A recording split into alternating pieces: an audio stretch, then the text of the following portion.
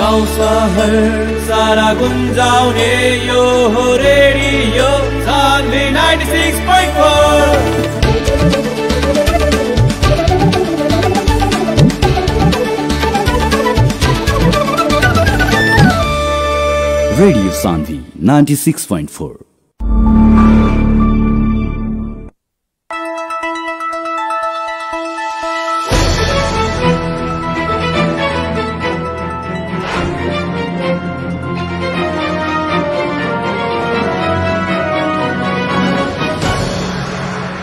नमस्कार अनि हार्दिक स्वागत गर्न चाहन्छु कार्यक्रम हाम्रो सवालमा। म कार्यक्रम प्रस्तुता डेभिड पाण्डे।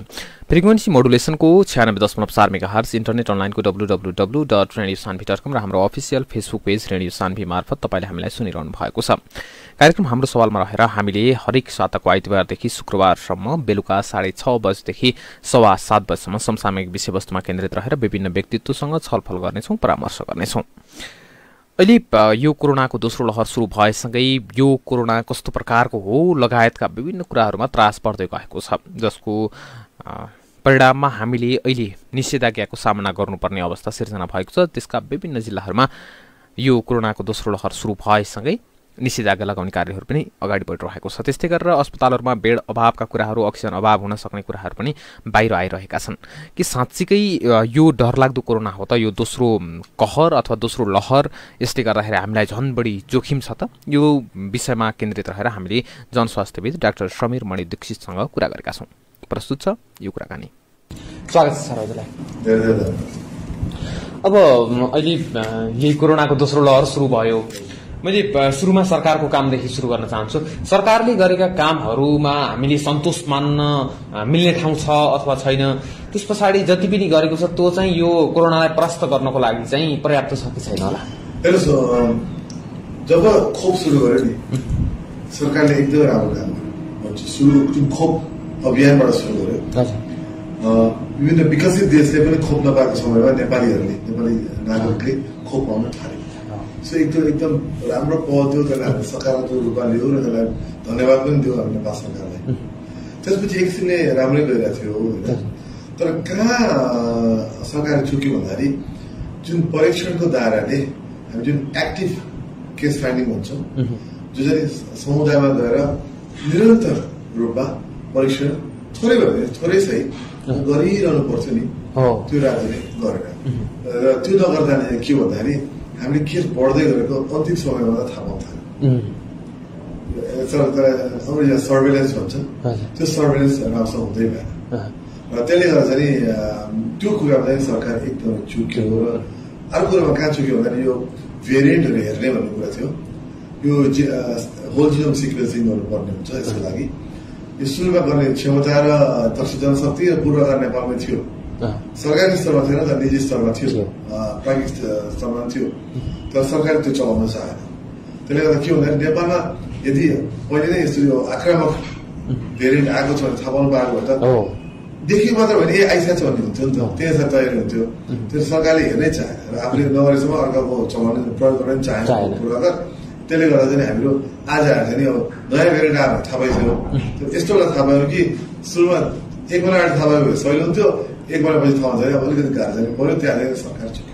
भन्नुहोस् दुईटा कुरामा विशेष गरेर समुदायमा फैलिसकेको कोरोनालाई बीचमा गएर ड्रप आउट जस्तै गरे, त्यो परीक्षण गर्नको लागि परीक्षण गरेन। अर्को कुरा चाहिँ त्यो नयाँ भेरिएन्टहरूको विषयमा चाहिँ सरकार चुक्यो।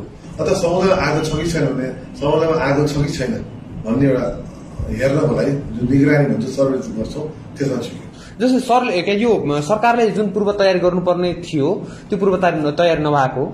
यसो चाहिँ यसो एउटा कुरा सरकारलाई कहाँ चाहिँ दोष दिन चाहनु भन्दाखेरि पूर्व तयारी भने कस्तो हुन्छ भन्ने कुरा क्लियर हुनुपर्छ कि जुन लहर आएको थियो इन्डियामा पनि त रेडी भइसक्यो नि मान्छे, भारतमा पनि अकस्मात आयो होइन। यो लहरहरू एकदम नथापेको भएरै आउँछ कि। तर सर्भेलेन्स निगरानी भयो चाहिँ त्यो त्यति आश्चर्यजनक हिसाबले चाहिँ आउँदैन कि। निगरानी भएर अथवा सर्भेलेन्स भएर चाहिँ कता न कतै चाहिँ सङ्केत चाहिँ आउँछ कि हो ठ्याक्कै थाहा छैन होला, तर कता कता यस्तो होला छ है भन्ने एउटा आइडिया चाहिँ हुन्छ। त्यहाँ चुक्यो कि त्यहाँ चाहिँ सरकार नराम्रो चुक्यो, त्यो गल्ती नै भयो कि गर्नै पर्थ्यो कि। जस्तै अब सरकारले चाहिँ जति पनि स्वास्थ्य सामग्रीहरू खरिदको लागि बोलपत्र हिजो मात्र आह्वान गरेको छ, योभन्दा अगाडिपट्टि आह्वान गरिएको पनि बल्ल हिजो मात्र स्वीकृत गरिएको छ, यो ढिलाइ होइन र? यस्तो हामीले ढिलाइ भने अवश्य हुने। एउटा कुरा के छ भन्दाखेरि हामीले पहिलो लहर पार गरौँ र हामीले धेरै पर हेर्नु पर्दैन कि अब सरकारमा विज्ञहरू हुन्छ। पाकिस्तान र बङ्गलादेशलाई मात्र हेर्ने हो भने पाकिस्तान र बङ्गलादेशमा यो दोस्रो है तेस्रो चौथो लहरमा छ। लहरहरू आउँछ भन्ने कुरा त हामीलाई थाहा थियो। इन्डियामा नै हेर्नु पर्दैन, इन्डियाभन्दा अगाडि नै पाकिस्तान र बङ्गलादेशमा लहरहरू सुरु भइसकेका थिए। इन्डिया त पछि मात्र भयो भनेपछि हामीले त्यो मात्रै हेर्ने हो भने नेपाल पनि आउँछ है भनेर त्यो सोच्नु पर्छ कि। र अहिले धेरै के पनि नभए पनि दुईवटा कुरा चाहिँ हामीलाई क्लियर थियो, अक्सिजनको महत्व र बेडको महत्व होइन त अरू र यो विश्वको तथ्याङ्कले विश्वमा भएको दस्तावेजबाट गएर के क्लियर गरिसकेको थियो भन्दाखेरि अक्सिजनको महत्व त सँगै थिएन, तर अक्सिजन समयमै दियो भने कोभिडको बिरामीलाई पनि आइसियुमै भर्नै गर्नु पर्दैन, नर्मल बेडमा पनि अक्सिजन दिएर उहाँलाई आइसियुमा जानबाट बचाउन सकिन्छ भन्ने कुरा हाम्रा चिकित्सकहरूले पनि भन्न थालिसक्नु भएको छ पोहोर सालमै। त्यसले गर्दाखेरि त्यो थाहा हुँदा हुँदै पनि कसरी यो अक्सिजन र बेडमा चाहिँ ध्यान गएर त्यो चाहिँ अलि तयारी नपुगे अब कि विज्ञताले चाहिने ठाउँमा विज्ञता नदिएको नेपाल सरकारलाई त्यो मुद्दा एकदम गएको छ। सामान्य कुराहरू अक्सिजन बेडको कुराहरू सामान्य कुरा चाहिँ गर्न गाह्रो पनि होइन। मैले बुझेको अनुसार नेपालमा अक्सिजनको सप्लाई गाह्रो छैन। नेपालमा खास भने अक्सिजन पर्याप्त मात्रामा छ भने मैले बुझाएको है, मैले विभिन्न स्रोतहरूसँग कुरा गर्दाखेरि चलाउने भने हामी पर्याप्त छ अक्सिजन। बेडको कुरा स्कुलहरू बन्द, स्कुललाई बेडमा बनाइदिएको, होल्डिङ सेन्टर बनाइदिएको भयो अक्सिजन सहित होइन, तरिकाहरू छन् कि त्यो अब अस्पताल सञ्चालन भने बढी भन्नु होला, चिकित्सकले बढी भन्नु होला, तर मेरो बुझाइमा त्यति गाह्रो पनि छैन आकस्मिक सेवाहरू दिनको लागि। जो चाहिँ हल्का बिरामी भएर आउँछ उसलाई आइसियुबाट भर्ना हुनमा रोक्नको लागि, जीवन दान गर्नलाई, जीवन बचाउनु, यो कोभिडको लागि प्राथमिक उपचार जस्तै भयो। प्राथमिक उपचार मैले बुझेको अनुसार सकिन्छ, त्यो चिकित्सकले अझ बढी भन्नु होला, तर हामी सामान्य मान्छेले बुझ्छ होइन, सामान्य विज्ञान बुझा मान्छे यदि हामीले बुझेको छौँ भने त सरकारमा चिकित्सकहरू पनि हुनुहुन्छ, विज्ञहरू हुनुहुन्छ, उहाँले कसरी छुट्याउनु भयो कुरा भन्नु त्यहाँ चाहिँ तयार चाहिँ कता चुक्यो भन्ने कुरा चाहिँ आउँछ। जस्तै अब यो अहिलेको यसो हेर्दाखेरि समाचारहरू हेर्दाखेरि बाहिर यसो बुझ्दाखेरि संख्या गन्दाखेरि जस्तो पहिलो लहर भन्दा अलि डरलाग्दो हो कि यो अलि डरलाग्दो छ कि भन्ने जनगुनासो पनि त्यही प्रकारको हुन्छ, अलि आतंकित पनि भइरहेको छ। यसको वास्तविक यो अहिले आएको हाम्रो दोस्रो लहरमा देखिएका भेरिएन्टहरू साँच्चीकै डरलाग्दा हुन्? हेर्नुहोस्, हामी चाहिँ पनि छिटो आत्तिन्छौँ होइन, आत्तिनुपर्ने कारणहरू छन् अवश्य पनि। वरिपरि हेर्छौँ मान्छे बिरामी भएका छन्, अस्पताल बेड पाएका छैनन्, कतिजना मान्छे भेन्टिलेटरमा छन्, कतिजना मृत्युको अङ्क गणना हेर्यो भने बढ्दो छ, दिन प्रतिदिन बढ्दो छ, सङ्ख्या बढ्दो छ। तर एउटा कुरा के क्लियर हो भने हामीले हामीसँग भएको तथ्याङ्कहरू मान्नुपर्छ। नेपालमा करिब अहिलेसम्म 3टा जति भेरिएन्टहरू छन् भन्ने कुरा शङ्का गर्न सकिन्छ। नेपाल सरकारले अनुसन्धान गरेको छैन, त्यसले ठ्याक्कै भन्ने अवस्था त छैन। पुरानो भेरिएन्ट जुन हामीसँग पहिलेदेखि थियो समुदायमै छ, अरू 2टा भेरिएन्ट जुन अब आएर समुदायमा स्थापित भइसकेको छ भन्ने कुरा हामी स्योर हुन सक्छौँ अनुसन्धान नभए तापनि। एउटा युकेको भेरिएन्ट, युकेबाट आएको B117 भने अर्को बेलायती भारतीय भेरिएन्ट जुन चाहिँ अस्ति अब डबल म्युटेन्ट भनेर सुनिन्छ, त्यो त हामी थाहा पाएको मात्रै हो। अनि कतिवटा भेरिएन्ट के भएको छ हामीलाई थाहा नै छैन। तर त्यो 2टा भेरिएन्टको कुराहरू युकेको भेरिएन्ट र भारतको भेरिएन्ट भनौँ न सजिलोको लागि, युके भेरिएन्ट कडा छैन, संक्रामक छ भनेर त अब संसारभरिबाट आएका तथ्याङ्कले पुष्टि नै गरिसक्यो। युके भेरिएन्ट जुन नेपालमा छ अत्यधिक संक्रामक छ तर कडा छैन। त्यसै गरी भारतबाट आएको जुन भेरिएन्ट छ त्यसको बारे चाहिँ भारतमै तथ्याङ्क आउँछ आएको छैन, किन यो नयाँ छ। म थाहा पाइ भर्खर थाहा पाउँदैछु, 2-3 हप्ता त भयो थाहा पाउने। यसको पनि तथ्याङ्क हामीमा छैन र अब इन्डियामै छैन भने हामी पनि छैन। तर इन्डियामा पनि भएको केही प्रारम्भिक अनुसन्धानले चाहिँ के देखाउँछ भन्दा यो पनि भारतीय भेरिएन्ट पनि संक्रामक छ तर कडा चाहिँ छैन कि भन्ने शङ्का गर्ने ठाउँहरू छ। तर फेरि सर यो तथ्याङ्क हेर्दाखेरि जस्तै भारतकै नयाँ दिल्लीको फुटेजहरू हेर्दाखेरि त्यहाँका समाचारहरू हेर्दाखेरि त यो त भयावह स्थिति जस्तो देखिन्छ। जस्तै यही नेपालकै नेपालगञ्जको कुरा गर्दाखेरि त्यस्तो स्थिति देखिन्छ। म त्यहाँ आउँदैछु। अब तपाईँ अङ्कको कुरा गर्नु न, यदि तपाईँ विचार गर्नु न उदाहरणको लागि मात्रै मानौ 1 महिनामा अब दिनमा 100 जना संक्रमितहरू भेटिन्थ्यो पुरानो भेरिएन्टमा चाहिँ विभिन्न समयमा चाहिँ एक दिनमा 100 जना मान्छे संक्रमित हुन्थ्यो भने यो नयाँ भेरिएन्टमा त्यो छैन। त्यो अति धेरै नै धेरै मात्रामा छ। ठ्याक्कै भन्न त गाह्रो छ। कमसेकम दोब्बर अथवा तेब्बर भन्न सकिन्छ। अहिले अब 100 जनाको सट्टामा 300 जना संक्रमित हुन्छ एकै दिनमा उदाहरणको लागि। अब उत्कर्षमा के होला होइन अहिले नेपालको 45 जना भन्दा छ 100बाट सुरु गरेर 45 जना पुग्यो नि त। र मानौ अहिले चाहिँ पुरानो र नयाँको हामी कम्पेरिजन गर्ने हो भने पहिले 100 जना संक्रमित हुन्थ्यो भने अहिले 300 जना हुन्छ उदाहरणको लागि एकै दिनमा।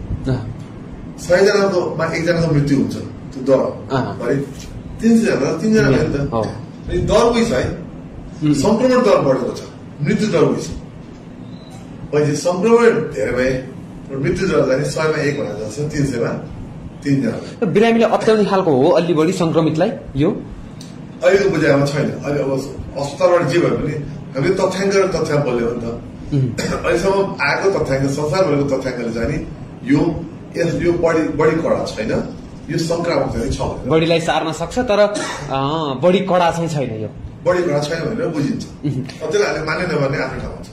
जस्तो यो म्युटेसन हुँदाखेरि भाइरस नेपालमा पनि अब म्युटेसन भएर नयाँ प्रकृतिको एउटा भाइरस निस्केको पनि त हुनसक्छ नि कोरोनाकै जस्तो बेलायतमा निस्कियो भारतमा निस्कियो जस्तै। म जहिले भन्छु कि हामी जहिले विदेशतिर हेर्छौँ तर अनुसन्धानको अभावमा हाम्रो नेपालमा के चाहिँ के थाहा होइन त।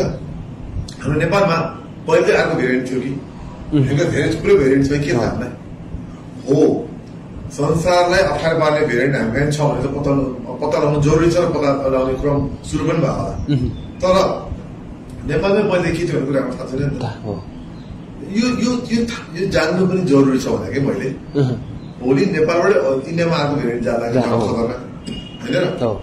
तपाईँले भन्नु नेपालमा के भइरहेछ हामीले के सोच्छौँ भने इन्डियाबाट आएको भेरिएन्टले नेपालमा जुन संक्रमण गरिरहेछ र हामी संसारको तथ्याङ्क हेर्यो भने यो संक्रामक छ धेरै नै सरेको छ। त्यो धेरै मध्येमा चाहिँ केही चाहिँ त्यहाँ कडा लक्षणका परि अथवा मृत्यु हुन सक्छ।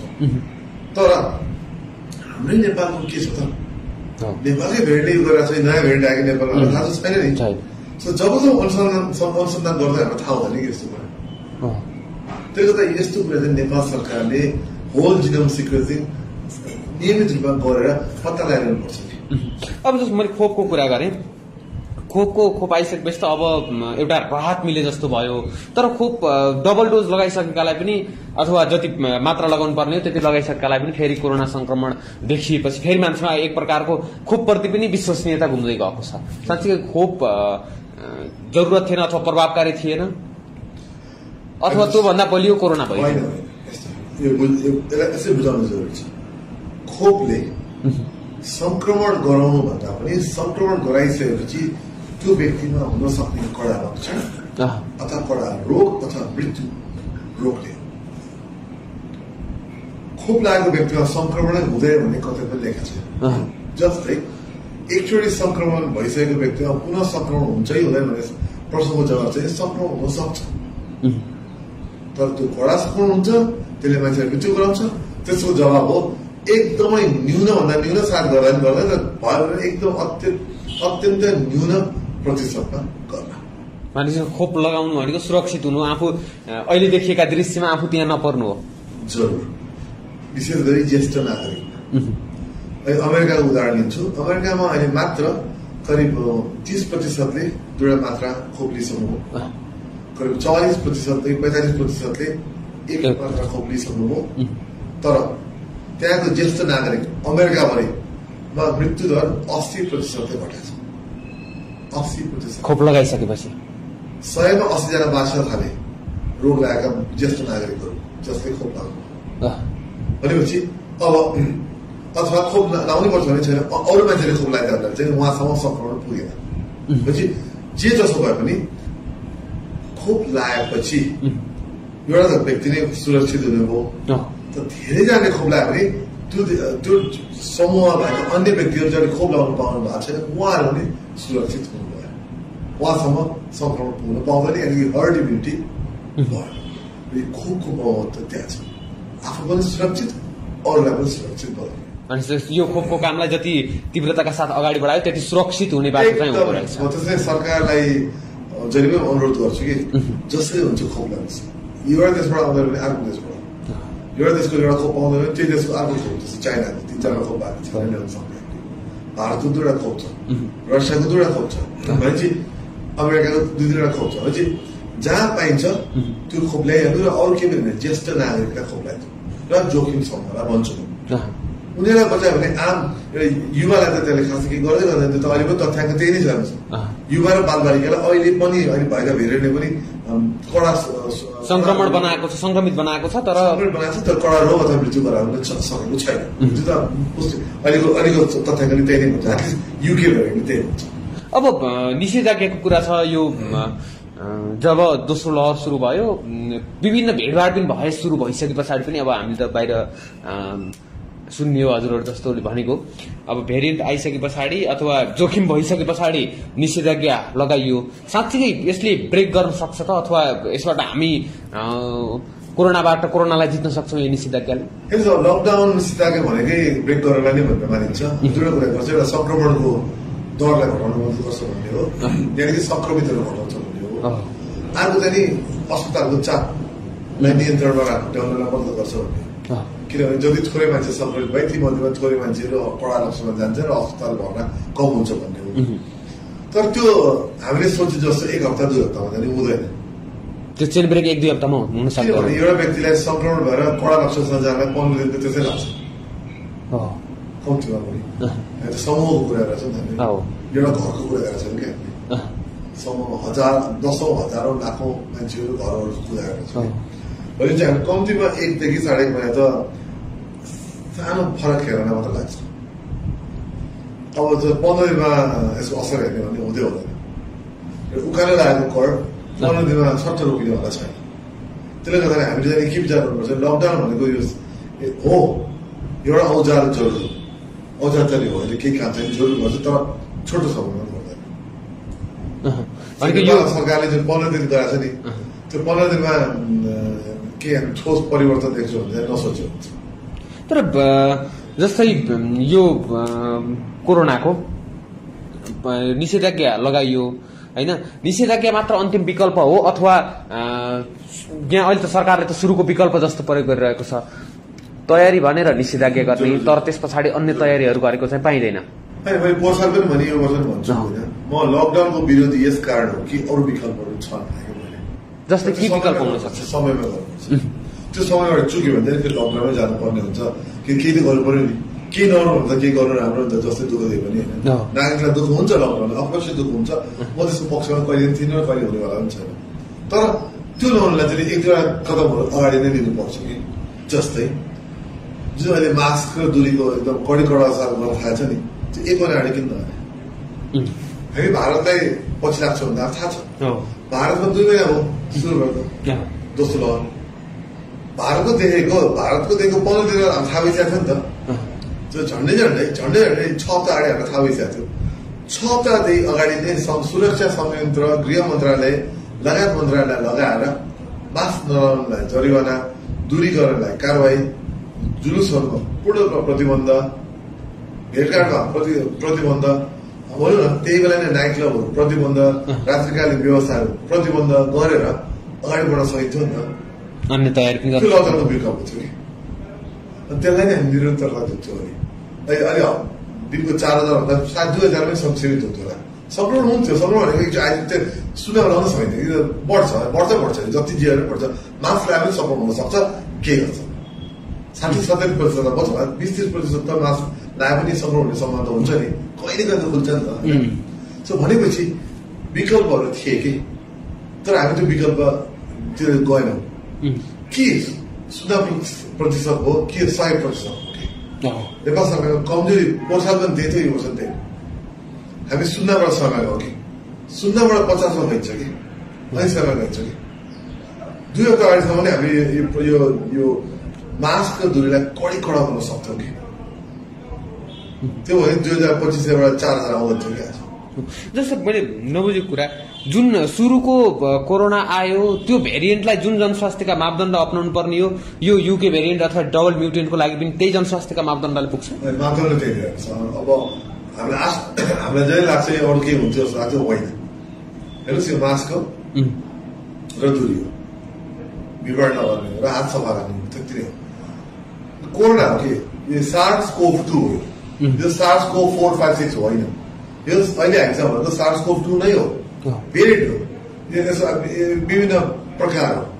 तपाईँ जे भन्न चाहन्छ प्रकार भन्नुहुन्छ कि जे भन्न चाहन्छु।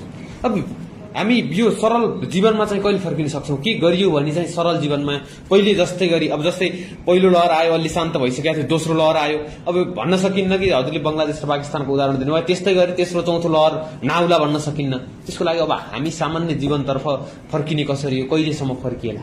पोर्सा लाग्यो मास्कको दूरी भनेर भन्थ्यो, अब भनेको खोपबाट खोप नै हो कि यसलाई जसरी बङ्ग्या पनि अल्टिमेटली मैले जवाब दिने भनेको अरू कसैले जवाब दिने भनेको खोप नै हो। अब मैले भने नि अमेरिकामा 29% मात्र 2 डोज खोप लगाइछ, 46%ले 1 डोज खोप लगाए। अब मास्क बाहिर मास्क लगाउनु पर्दैन भन्ने नियम आउनु लाग्छ, छिट्टै आउँछ, सामान्य हुन थाल्यो होइन। भिडभाडमा लाऊ भन्छ, अलिकति भिडभाडमा लाऊ, भित्र कन्फरेन्सहरू भन्छ लाऊ भन्छन्, तर बाहिर चाहिँ लाउनु पर्दैन भनिसक्यो। त्यो त 29%ले दोस्रो मात्र लगाइसक्यो। अब 50% त लाउनु पर्यो भनेपछि खोप जति धेरै लाउँछन् त्यसबाहेक संक्रमणबाट ठिक भएर जति थपिन्छन् त्यो भएपछि त 50% 60% त सुरक्षित भयो नि त। त्यति भएपछि हामी झन् सामान्य जीवनमा जान थाल्छौँ। भनेको अरू लहर आए पनि प्रभाव पर्ने त्यस्तो खालको लहर आउँछ नि त, अहिले जस्तो प्रभाव पर्दैन। मैले फेरि एउटा प्रश्न फेरि दोहोऱ्याउन चाहेँ, अहिलेको यो दोस्रो लहर त्यति जोखिमपूर्ण छैन जति अहिले बाहिर हामीले समाचार देखेर जनताहरू आत्तिरहेका छन्, सर्वसाधारणहरू आत्तिएका छन्। ओहो यार यो त यसबाट संक्रमण भयो भने त बिजोगै हुन्छ, हाम्रो मृत्यु जो हुन्छ कि हामी पनि त्यस्तै आत्तिने हो कि भन्ने खालको त्यो त्रास देखिएको छ। जोखिमपूर्ण छ, जोखिमपूर्ण छैन भन्दैन। जोखिमपूर्ण किन छ भन्दाखेरि मान्छे सहजै संक्रमण भइरहेछन् कि त्यो संक्रमण ज्येष्ठ नागरिक अथवा भ्याक्सिन नलागेका ज्येष्ठ नागरिक अथवा भ्याक्सिन नलागेका के अरे अरू जोखिम समूहमा पुग्यो भने त उहाँलाई त संक्रमण कडा संक्रमणको समूह त अहिले पनि छ, त्यो जोखिम त छ नि। र अर्को जोखिम कहाँ छ भन्दाखेरि अहिले त एकजनाले धेरैजना सार्ने भयो कि त्यो जोखिम त अलरेडी छ। तर तपाईँ एउटा आम युवा हुनुहुन्छ जो पहिले जोखिम समूहमा पर्दैन भन्छ नि, तपाईँलाई चाहिँ अहिले पनि पहिले जति जोखिम छ अहिले त्यति नै हो कि तपाईँलाई कडा संक्रमण हुन नसक्ला, तर तपाईँले अरूलाई चाहिँ सार्न सक्नुहुन्छ। अरूको लागि पनि मास्क दूरी त लाउनु गर्नु पर्यो कि पछि पहिले र अहिलेमा त्यो जोखिम समूह परिवर्तन भएको छैन, सर्ने तरिका परिवर्तन भएको छैन, त्यसले गर्न सक्ने जोखिम समूह गर्न सक्ने लक्षण कला लक्षण त्यो परिवर्तन भएको छैन। तर के परिवर्तन भएको छ भने यो एकदम धेरैमा सहेको छ, त्यसले गर्दाखेरि डर चाहिँ संक्रमण दर धेरै हुँदाखेरि एकदमै संक्रामक छ। त्यो संक्रमण भएको हुनाले चाहिँ जोखिम समूहमा छिटो पुग्छ, ज्येष्ठ नागरिकमा छिटो पुग्छ र उहाँहरूलाई कडा लक्षण अथवा मृत्यु हुन सक्छ भनेर जोखिम पूर्ण छ भनेको कारण त्यो। जस्तै अब यो आइसोलेसनको कुरा गर्दाखेरि बाहिरबाट आएको अथवा कोरोना संक्रमित भएको 15 दिनपछि 10 दिनपछि चाहिँ अघिल्लो पहिलो लहरको पहिलो भेरिएन्टको कुरा गर्दाखेरि 10 दिन पछाडि चाहिँ त्यसले सार्न सक्दैन भन्ने कुराहरू बाहिर आइरहेको थियो। अहिलेको अवस्थामा यो भेरिएन्ट यो युके भेरिएन्ट अथवा डबल म्युटेन्टको अवस्थामा त्यही नै हो अथवा यसको अलि धेरै बेर लामो समयपछि पनि सार्न सक्छ भन्ने हुन्छ? अब यसको तथ्याङ्क अझै गाह्रो छ, तथ्याङ्क बल्ल बल्ल आउँछ यसको पनि होइन। अब भारतीयको त खाने छ, भारतीयको त बल्ल थाहा पाइयो देख्दैछौँ होइन।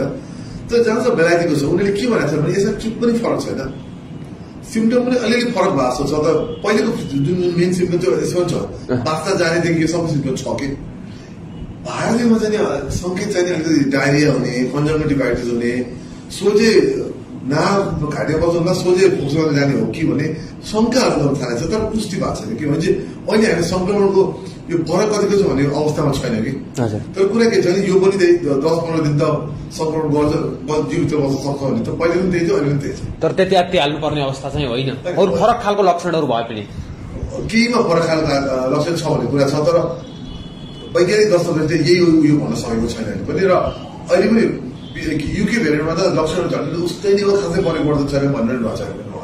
मेरो अन्तिम प्रश्न, अब चीनको उदाहरण हामीले छिमेकी राष्ट्र चीनकै उदाहरण लियौँ, त्यहाँ चाहिँ ठप्पै भयो, एकदम ग्राफ उकालो लागेको थियो, 81 ब्रेक लाग्यो र त्यही अनुसार अब 5-7 जना 10 जना दिनौँ संक्रमित भेट्नु खासै ठुलो कुरा पनि होइन। यो चाहिँ कसरी सम्भव हुन्छ? उहाँले के हो, उहाँले पहिलो दिनदेखि नै एकदमै घटाउँथे लोकतन्त्र र अब के भन्छ लोकतन्त्रको लोकतन्त्र नभएको देशको फरक त्यही छ कि लोकतन्त्रमा जाने हाम्रो सबैको विचार गर्नुपर्छ, बाहिर प्रदर्शन हुन्छ, बाहिर आन्दोलन हुन्छ। चाइनामा लोकतन्त्र छैन, के हुन्छ झ्याप्चुको बारे जे गरेको हुन्छ, कतिवटा थाहा पनि हुँदैन, मिडियामा पनि काम छ होइन, सामाजिक सञ्जालमा पुरै काम छ, के कसो हुन्छ कसै थाहा छैन। उहाँले कसरी नियन्त्रण भन्ने कुरा चाहिँ हामीले थाहा पाएन त नि पूर्ण रूपमा लकडाउन गरेर मान्छे घर बाहिर निक्लिन्छ दिएन, कति महिना भन्ने कुरा हेरेको छ। त्यसो भए त जो जति थियो घरभित्र भयो, जो जति मृत्यु भयो घरभित्र मृत्यु भयो, बाहिर निक्लिने क्रममा त अब ठिक गरेर निक्ल्यो भन्नु पर्यो होइन। आजको दिनमा पनि एकदम बढी कडाउँछ, कतै सानो समुदायमा देखियो भने त्यही गरेर ट्याङडुङ गरेर एकदम पूर्ण रूपमा लकडाउन गरेर कसैले निक्लिनै दिँदैन। त्यस्तै खालको स्थिति यहाँ बनाउनु सम्भव हुँदैन, सम्भव छैन, कसै गर्नुहुन्छ। अब पहिलो त ढिलो भइसक्यो, अब त पुरा सरिसक्यो समाजमै होइन।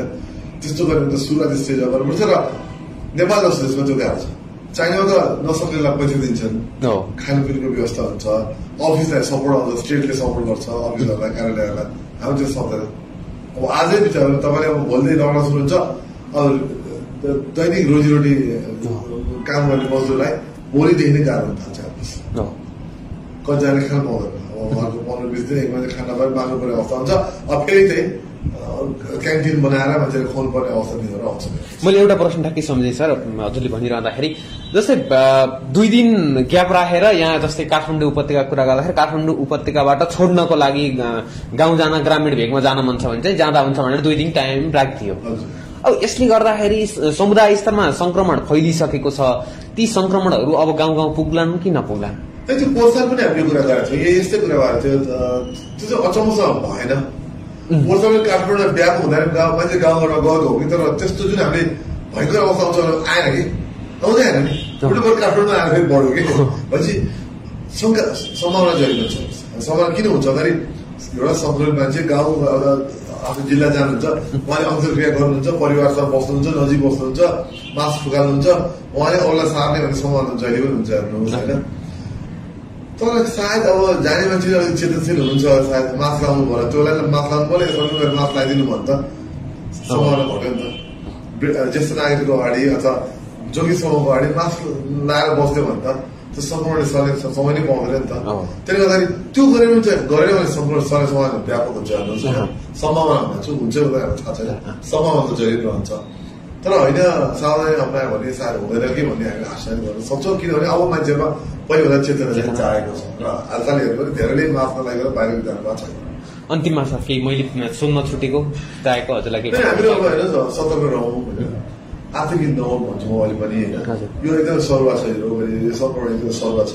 यो सरुवा संक्रमण भएर चाहिँ नि मास्क लगाउनु नछोडौँ, दुरी गर्न नछोडौँ, तपाईँले बन्द कोठामा सकेसम्म नबस्नु अरू मान्छेहरूसँग, अरू झ्याल खोल्नुहोस्, जस्तो हाम्रो कुरा छ झ्याल खोल्नुहोस्, पङ्खा एसी अन गरिदिनुहोस्, त्यहाँनिर हावा खेलिरहोस्। अहिलेको लेटेस्ट इन्फर्मेसनले के भन्छ भन्दाखेरि खुला हावा बग्ने कोठामा अथवा बाहिर भन्छ नि 2 व्यक्ति बिचमा 2 मिटरको दूरी छ भने संक्रमण सर्ने सम्भावना एकदमै कम हुन्छ र त्यसमा त्यो मास्क लगायो भने त 0% झर्छ संक्रमण। त्यसरी आफ्नो पालना गरौँ, त्यो भने संक्रमणलाई हामीले कन्ट्रोल गर्न सजिलो हुन्छ र लकडाउन खुलेपछि पनि हामीले यो बानी चाहिँ केही समय अधिकांश व्यक्तिले खोप्नलासम्म यो बानी चाहिँ कायम हुन्छ। हस्, thank you so much sir. हवस् त, आजको लागि कार्यक्रम हाम्रो सवाल यति नै। अर्को नयाँ श्रृङ्खलामा नयाँ विषयवस्तुसहित उपस्थित हुनेछौँ। तबसम्मका लागि बिदा दिनुहोस्, नमस्कार।